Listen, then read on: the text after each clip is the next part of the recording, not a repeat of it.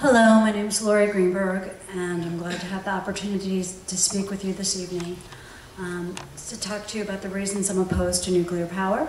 For 20 years, I lived within 25 miles of a nuclear reactor, and I learned many, many things, far too many to share with you in the short time that I'm up here speaking. So I'm going to outline two simple things. One is in regard to health. Nobody's talked about low-level radiation health issues, and so I have a little study. It's called the Tooth Fairy Study, and probably the NRC is familiar with the Tooth Fairy Study. But for there's been 50 years worth of teeth that have been collected from children, and they're looked at in terms of strontium 90 or SR90 that's in those teeth. And the reason that teeth are looked at is strontium 90 is very similar in our bodies as calcium. So our bodies think that it's calcium and stores strontium 90 in our teeth and in our bones. And so strontium 90 levels are seen in counties that are within 100 miles of nuclear reactors, called nuclear counties. And it's higher than in non-nuclear counties. So when this study is done, you see that in the 3,000 plus counties in the United States, women living in about 1,300 of those nuclear counties are at greater risk of dying from breast cancer. And the risk is even higher for men with prostate cancer.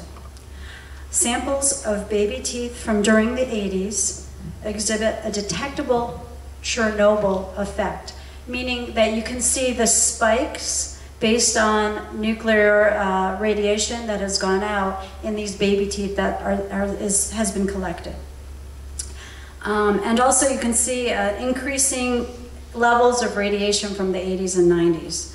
The study is ongoing, so you can look that up. I'll give you the place to look that up in a second. And the last thing that was collected that I wanted to share with you about that particular study is that in 1997, the federal government produced an estimate from the Nevada above-ground nuclear testing site from the 50s and 60s that demonstrated that the tests caused up to 212,000 US cases of thyroid cancer.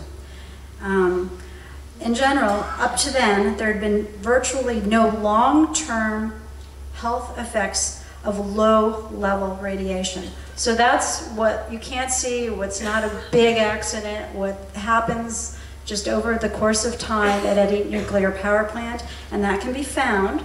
I don't think it's here anymore, but for all of you, that can be found on the Radiation Public Health Project's website. The second thing is about jobs. In the community I lived in, and I'll be really brief about this, is of course, when a plant's coming, when a new business is coming into town, you hear about job creation. In the community I lived in, there were only 257 local people employed by that plant. All of the other employees were contract workers that were seasonal and came from out of our area. And the other fact is that the Vermont Department of Public Service has a study that shows people have been talking about sustainable energy. And per megawatt hour, that study shows that wood, wind, and for some reason I only have wood and wind in that study, employ 5 people for every 1 person in a nuclear power plant. So if we put the money into alternative energies, you get more people working, as a couple of people have pointed out this evening. The use of renewable energies means more local jobs. We've heard that over and over. Yeah. And I'd like to conclude with my final observation after living for over 20 years in a community where there was a nuclear power plant. The community, the power plant actually went into one of the most impoverished towns in that community. It offered jobs. It built a school. It built a recreation center. It also paid for lots and lots and lots of things in that town, and also helped pay for that particular town's taxes. So of course, people are wanting jobs. They need, they need a good school for their kids. It was right across from the power plant. That plant is one of the oldest plants in our country, and the community has become very dependent on that plant for financial reasons. And so much so that over the 40 years of that plant, they've heard, this plant is safe, this plant is safe, nothing's going to happen, we're going to take care of you. So after 40 years of hearing that, it's hard for them to hear when there are crumbling cooling towers, when there are cracks in the steam dryer, when there are ongoing valve leaks, when there is radioactivity in the groundwater. Sadly, people in that situation cannot see the harm because they don't see it, because they've been told that it's safe.